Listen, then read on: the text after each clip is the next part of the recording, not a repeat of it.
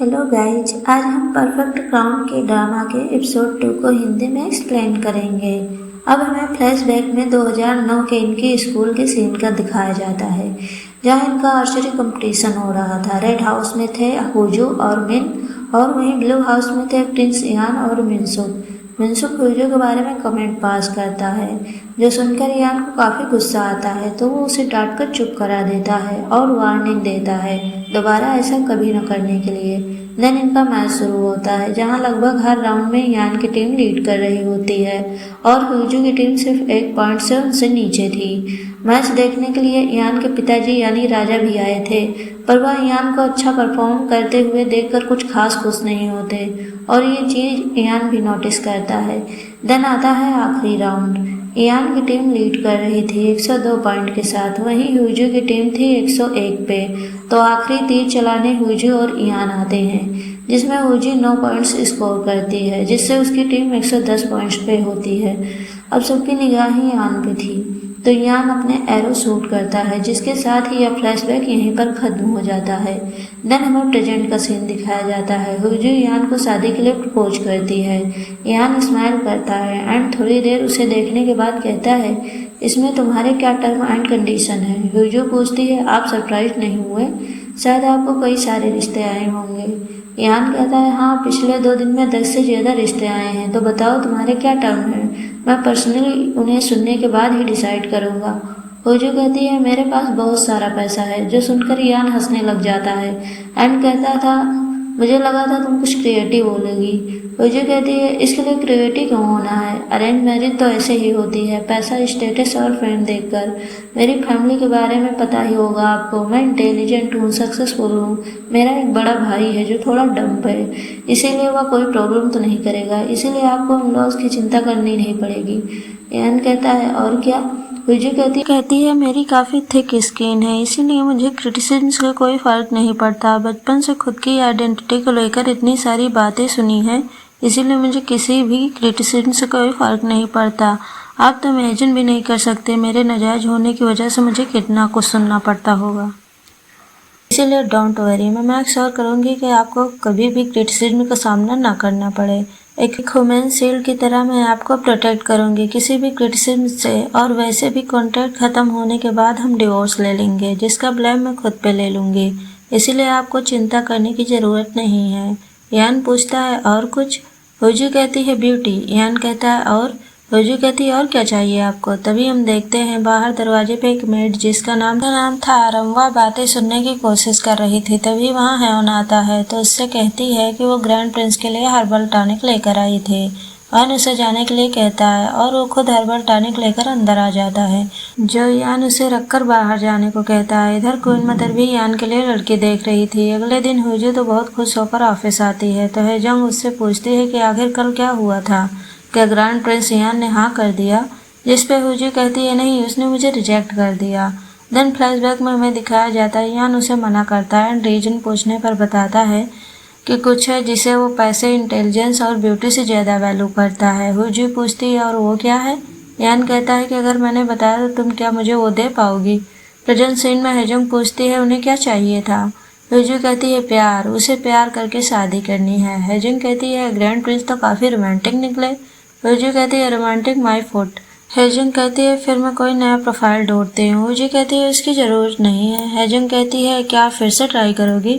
आप तो सीरियस भी नहीं थी इस प्रपोजल को लेकर। हुजू कहती है, क्या तुम्हें लगा मैं सीरियस नहीं हूँ? हेजंग कहती है, अगर होती तो आप ग्रैंड प्रिंस के सामने या नहीं कहती कि मेरे पास पैसा है, पावर है और एक बेवकूफ़ भाई है। इवन डिवोर्स तक की बात कर दी है। अपनी पहली ही मीटिंग में हुजू बताती है कि उसने यह जानबूझकर किया, क्योंकि उसे यकीन है कि ग्रैंड प्रिंस को उसके जैसी ही लड़की पसंद आएगी, जो थोड़ी अलग हो और रिबेलियस हो, ग्रैंड प्रिंस इयान की तरह। जैसे इयान खुद राजा के बर्थडे के दिन फॉर्मल कपड़ों की जगह हंटर वाले कपड़े पहन के आ गया था, जो उस इवेंट के लिए नॉर्मल तो नहीं था। इसीलिए मैंने सोच समझ कर ही ऐसा किया। तो जब इतना किया ही है तो एक बार ट्राई करना तो बनता है। इसीलिए हुजू अपने एक मैनेजर से मिलती है, जिसकी पहचान रॉयल पैलेस में काफ़ी लोगों से है, तो उसे कुछ काम करने को कहती है। तो वो मैनेजर अपने सारे कनेक्शन वगैरह लगाता है और ग्रैंड प्रिंस इयान के सारे शेड्यूल के बारे में पता कर लेता है कि वो कब कहाँ जाता है। क्या करता है, उन सारी जगहों को पता लगाकर एक लिस्ट बना के हेजंग के हाथों हुइजू तक पहुंचा देता है, जिस इंफॉर्मेशन के साथ हुइजू पहुंच जाती है एक हॉर्स राइडिंग फील्ड पे, जहां यान ऑलरेडी हॉर्स राइड कर रहा था। हुइजू को यहाँ देखकर वो काफी हैरान होता है। हुइजू आते ही उससे फ्लर्ट करने लग जाती है कि हमें मिले बस 2 ही दिन हुए हैं, पर मैंने आपको बहुत मिस किया। वैसे आप यहाँ कैसे, आप तो रॉयल ग्राउंड में राइड करते होंगे। यान कहता है वहाँ थोड़ा सफोकेटिंग लगता है, जिसपे हुइजू उसे टीच करते हुए कहती है वह तो यहाँ भी लग सकता है मेरे साथ। यह कहकर स्माइल करके आगे चली जाती है। अगले दिन वो एक रेस्टोरेंट में अकेले खाना खा रहा था, तभी वहाँ अचानक हुइजू पहुँच जाती है, तो उसे ऐसे अचानक यहाँ देखकर वह हैरान होता है। हुइजू एक आंख मारते हुए कहती है कि आपको कल ही देखा पर फिर भी बहुत मिस किया। देन पूछती है आप तो रॉयल डाइनिंग हॉल में खाना खाते हो, फिर यहाँ कैसे। इयान कहता है कुछ दिन के लीव पे हूँ। हुइजू थोड़ा फ्लर्टी टोन में कहती है कि मैं भी। तभी वह उठ के जाने लगा था। देन हुइजू कहती है कहाँ जा रहे हैं। वॉलेंटियर करने। इयान कहता है तुमने मेरा बैकग्राउंड चेक करने की हिम्मत कैसे की। हुइजू कहती है हाँ किया, तो आपने ही कहा था ना कि आपको प्यार करके शादी करनी है, तो हाँ मैंने की है हिम्मत आपका दिल जीतने की।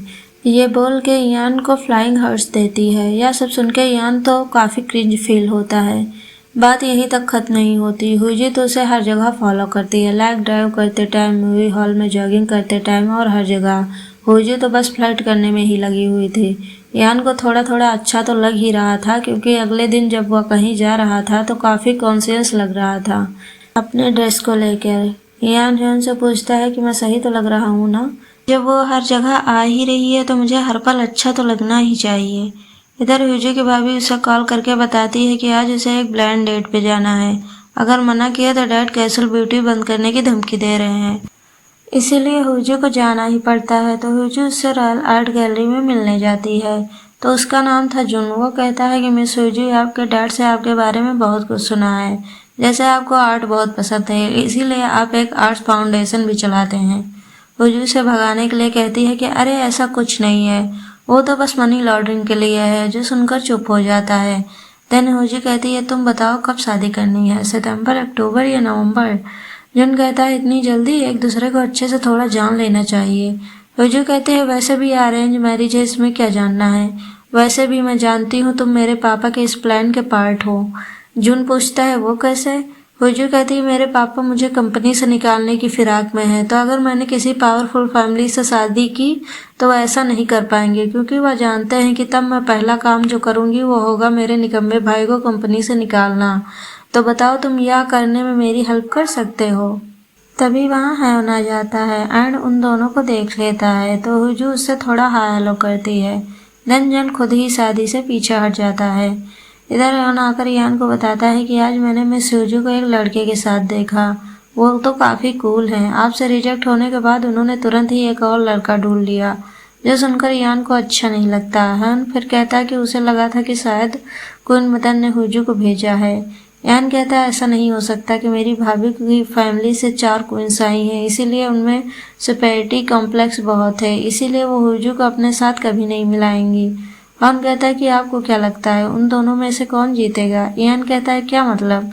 हन कहता है मैंने मिस हुइजू के बारे में थोड़ा पता किया है, कुछ खास तो नहीं, लेकिन जिस तरह उन्होंने आके आपको प्रपोज किया वो काफ़ी अलग तो हैं। उनकी कोई दोस्त नहीं है, जो है उनकी सेक्रेटरी है, जिसके साथ वो हर जगह जाती हैं, पर उनका टेम्पर बहुत हाई है। मैंने सुना वो स्कूल टाइम से ही काफ़ी गर्म दिमाग की थी, ऐसा कोई नहीं था जिनसे वो लड़ी ना हो। और मैंने तो यह भी सुना है कि वो आज तक कभी हारी भी नहीं है। जो बात तो सही थी, इसीलिए अयान भी इस्तेमाल करता है, क्योंकि उसने यह खुद देखा भी है। तो अयान कहता है कि एक तरीके से मिस हुइजू और क्वीन मदर काफ़ी सिमिलर हैं, जो अयान भी कुछ सोच रहा होता है। इधर हमें क्वीन मदर को दिखाया जाता है, जिनके फ्लैशबैक से पता चलता है कि 3 साल पहले इनके हस्बैंड यानी राजा अपने राजा के पद को छोड़ना चाहते थे, जिसके लिए उन्होंने एक लेटर भी लिखा था। लेकिन तब क्वीन मदर काफ़ी गुस्सा हो गई थी। वो कहते हैं कि इससे अच्छा होता कि अगर आप मर जाते। आप ऐसा नहीं कर सकते। राजकुमार को सोचिए। राजा उनकी बात बिना सुने अपने राजगद्दी छोड़ने वाले फरमान पे अपना मोहर लगा देते हैं, जिससे गुस्सा होकर क्वीन मदर वो लेटर जला देती है और कहती है फिर मैं आपको मरा हुआ देखना पसंद करूंगी। यह बोलकर वह जलता हुआ लेटर उनके सामने फेंक के चली जाती है। उसी जलते हुए लेटर की वजह से उस दिन पैलेस में आग लगी थी। जिससे राजा की मौत हुई थी। तो अपने बड़े भाई यानी राजा के मरने के बाद इयान वहाँ पे पहुँचा था। तब से इयान को नाइटमेयर्स आते हैं जिसमें वह यही सपना देखता है जिसमें उसके भाई की मौत हुई थी। तो उसी नाइटमेयर्स के साथ इयान सोकर उठता है। उसकी तबीयत थोड़ी ख़राब लग रही थी तो हन उसे कुछ दवाई लेकर देता है। इधर आज जूनियर किंग को फ्लावर ऑफ ऑनर नाम का एक अवार्ड सेरेमनी में जाना था। अब क्योंकि इयान लीव पर था इसीलिए जूनियर किंग को अकेले ही जाना था। तो केउन मदर उसे मोटिवेट करती हैं आज के काम के लिए ताकि वह दिखा सके कि वह बिना इयान के भी काम कर सकता है। इवन जब जूनियर किंग अपने इयान अंकल के बारे में पूछता भी है तो क्वीन मदर कहती है उसे अंकल बोलने की कोई ज़रूरत नहीं है, तुम अकेले ही यह कर सकते हो। अब वो हाँ तो कहता है लेकिन वो काफ़ी घबराया हुआ था। आखिरकार वह एक बच्चा ही तो था जिसकी फिक्र इधर इयान को भी होती है। इधर हुजू भी इस अवार्ड सेरेमनी में आई होती है क्योंकि उसे भी यहाँ अवार्ड मिलने वाला था। पर इधर जूनियर किंग काफ़ी परेशान बैठा था क्योंकि वो थोड़ा घबराया हुआ था। ऊपर से उसके सिक्योरिटी गार्ड वाले राजा के लिए रखे हुए स्नैक्स पैक खाए जा रहे थे। इवन उसके साइड में आकर बैठे तक जा रहे थे। तभी यहाँ पे इयान पहुँच जाता है और इन सब की अच्छे से क्लास लगाता है। उसे यहाँ देखकर जूनियर किंग काफ़ी ज़्यादा खुश होता है। तो हमें पता चलता है कि उसने ही घबराकर इयान को कॉल किया था। तो इयान उसका हौसला बढ़ाता है और कहता है वो हर पल उसके साथ ही रहेगा, तो उसे घबराने की बिल्कुल ज़रूरत नहीं है। थोड़ी देर में इयान जूनियर किंग को लेकर बाहर आता है पर वो तो इतने सारे कैमरों को देखकर घबराने लगता है। तो इयान उसका हाथ होल्ड करता है एंड उसे स्टेज पे ले आता है जहाँ एक एक करके अवार्ड डिस्ट्रीब्यूशन शुरू होता है। हुजू को बेस्ट एंटरप्रेन्योर का अवार्ड मिलता है। जूनियर किंग उसे फ्लावर ऑफ ऑनर पहनाता है तो वहीं इयान उसे एक बुके देता है। तो हुजू उसे फिर से कहती है कि मैंने आपको बहुत मिस किया। जो सुन इयान इस बार ब्लश करता है पर अपने एक्सप्रेशन को कंट्रोल कर लेता है। हुजू उसे कहती है कि कोई और प्राइज नहीं मिलेगा क्या। इयान कहता है वो ऑलरेडी आपके सिर पे है। हुजू कहती है या तो राजा जी की तरफ से है, कुछ और भी है जो आप मुझे दे सकते हैं। तभी फ़ोटो खींचने की बारी आती है तो सभी लोग सामने देखने लगते हैं। वहीं इयान तो हुजू को देखकर स्माइल करता है। हुजू बाहर होटल में आकर बहुत सारे फ़ोटो वगैरह खींचती है एंड पोस्ट करती है। काफ़ी सारे हैशटैग लगाती है जिनमें से एक हैशटैग था grand Prince Ian heart emoji के साथ। इधर मिन को जब पता चलता है हुजू को अवार्ड मिलने वाली बात तो वो उसे बधाई देने निकलता है वेन्यू की ओर। वहीं इधर इयान जूनियर किंग को पैलेस भेज देता है। इयान की तबीयत थोड़ी ख़राब लग रही थी इसीलिए वो यहीं होटल में रुक जाता है। हुजू भी इसी होटल में रुकने वाली होती है। तभी यहाँ मिन आता है उसे बधाई देने एंड सेलिब्रेट करने के लिए। दोनों लंच पे जाते हैं। यहाँ मिन की बातों से ही हमें पता चलता है कि मिन हुजू को पसंद करता है, अभी से नहीं बल्कि स्कूल टाइम से, पर बता नहीं पाया था। इधर इयान की तबीयत खराब हो जाती है तो हन मेडिसिन लेकर होटल वापस आता है। तभी लॉबी में उसकी मुलाकात होती है हुजू से क्योंकि वो भी होटल में ठहरी हुई थी। अब हन को इयान की कुछ ज़्यादा ही फिक्र हो रही थी। ऊपर से उसने इस बारे में किसी को भी रॉयल फैमिली में बताने से मना किया था और अकेले हन क्या करेगा समझ नहीं पा रहा था। इसीलिए वह हुजू को बता देता है। तो हुजू अपने भरोसेमंद डॉक्टर को बुलाती है जो इयान को चेक करते हैं और मेडिसिन वगैरह सब देते हैं। हुजू उन्हें थैंक यू कहती है, इस बात को सीक्रेट रखने को कहती है। इधर क्वीन मदर जूनियर किंग पे काफ़ी गुस्सा करती हैं और इयान पर और ज़्यादा गुस्सा होती हैं क्योंकि यहाँ भी सारा लाइमलाइट इयान को मिल गया क्योंकि आर्टिकल्स में इयान के बारे में कुछ ज़्यादा ही मेंशन किया हुआ था और उन्हें अपने बेटे में अपना हस्बैंड दिख रहा था क्योंकि जूनियर किंग भी अपने डैड की तरह ही डरपोक लग रहा था। क्वीन मदर इयान को ढूंढने को कहती हैं तो उनकी चमची कहती है कि इयान को पता उन्होंने लगा लिया है। इयान ने शाम से कुछ नहीं खाया था इसीलिए हुजू उसके लिए खाना लेकर आती है। हंस शेयर करता है कि वो कितना घबरा गया था जब ग्रैंड प्रिंस इयान अचानक से बेहोश हो गए थे। हुजू पूछती है फिर आपने किसी को बताया क्यों नहीं। हॉर्न बताता है कि मुझे ग्रैंड प्रिंस ने मना किया था क्योंकि वो जानते हैं कि उनके बारे में पता चलते ही सब लोग परेशान हो जाएंगे, तरह तरह के रूमर्स फैल जाएंगे, काफ़ी लोगों को परेशानी होगी और ख़ास करके उन्हें अटेंशन बिल्कुल भी पसंद नहीं है। ये लोग बात ही कर रहे थे तभी हॉर्न को पता चलता है कि क्वीन मदर उनके रूम की ओर आ रही हैं। तो हॉर्न हुजू को जल्दी से छुपने को कहता है और फिर क्वीन मदर के लिए दरवाज़ा ओपन करता है। जहाँ वो सीधे ईयान के रूम में घुस जाती हैं, जहाँ ईयान अपने बाथरूम से बाहर आता है। वो हॉर्न से कहता है, इन्हें बाहर वेट करने को कहो, क्योंकि मैं प्रॉपर कपड़ों में नहीं हूँ। क्वीन मदर खुद बाहर चली जाती हैं, लेकिन तभी उनकी नज़र पड़ती है सोफे पर रखी लेडीज पर्स पे, जिसे देख वह गुस्से में फिर से ईयान के कमरे के अंदर आ जाती हैं, जहाँ वह ईयान को ह्यूजो के साथ बात करते देख लेती हैं। तो वह गुस्से में कल ईयान को रॉयल पैलेस आने को कहती हैं, इसका एक्सप्लेनेशन देने। अगली सुबह एजोंग ह्यूजो को कॉल करती है और होटल से बाहर निकलने से मना करती है और बताती है कि बहुत बड़ा कांड हो चुका है, क्योंकि इधर सोशल मीडिया, न्यूज़ चैनल, हर जगह ईयान और ह्यूजो के रिलेशन के बारे में आर्टिकल छप रहे थे। कोई अफेयर बता रहा था, कोई सीक्रेट लवर्स कह रहा था, कोई कहता है इनकी शादी होने वाली है, कोई कहता है ह्यूजो ऑलरेडी प्रेग्नेंट है। इनके होटल के बाहर के फोटो वायरल हो रहे थे। वहीं ह्यूजो तो यह सब पढ़ के हंस रही होती है कि यह लोग क्या क्या लिख देते हैं। इनको बारे में रिपोर्टर्स के फ़ोन आ रहे थे, जिनको हैंडल करते करते हेजोंग परेशान हो रही थी। वहीं इधर क्वीन मदर यह सब देख के खुश हो रही थी, क्योंकि अब सब लोग ईयान को क्रिटिसाइज करेंगे ग्रैंड प्रिंस के स्कैंडल में इन्वॉल्व होने के लिए। पर ह्यूजो तो इधर बिंदास बैठी हुई थी। हेजोंग कहती, आप इतनी हैप्पी कैसे रह सकती हैं? क्या आपको सच में नहीं पता ग्रैंड प्रिंस ईयान हमारे देश के सभी लोगों के लिए कौन है, क्या है? याद है ना पिछली बार जब आपने एक आइडल को डेट किया था, तब आपको कितनी हेट मिली थी उसके क्रेजी फैंस से। तो अब सोचो ग्रैंड प्रिंस ईयान जो पूरे देश के लिए इतने बड़े एक पर्सनालिटी हैं, उनके फैंस कितने होंगे और वो क्या क्या कर सकते हैं। पर ह्यूजो को तो कोई फर्क ही नहीं पड़ रहा था, जिससे हेजोंग तो उस पर काफ़ी गुस्सा किए जा रही थी। इधर मिन सिचुएशन हैंडल करने निकलता है। ह्यूजो और ईयान दोनों को कॉल कर रहे थे, पर कोई भी कॉल नहीं उठा रहा था। ह्योन ईयान को रॉयल पैलेस ले जाने के लिए तैयार होता है, पर ईयान अपना प्राइवेट रेजिडेंस में चलने को कहता है और ह्यूजो को भी कॉल करके बुलाता है। ह्यूजो तो बड़ी बिंदास होकर आती है, पर हेजोंग घबरा रही थी। ह्यूजो अकेले ईयान से बात करने आती है, उसके फीवर के बारे में पूछती है। ईयान कहता है सब ठीक है। ह्यूजो फिर से कहती है कि हालांकि हम लोग कल ही मिले, पर मैंने आपको मिस किया।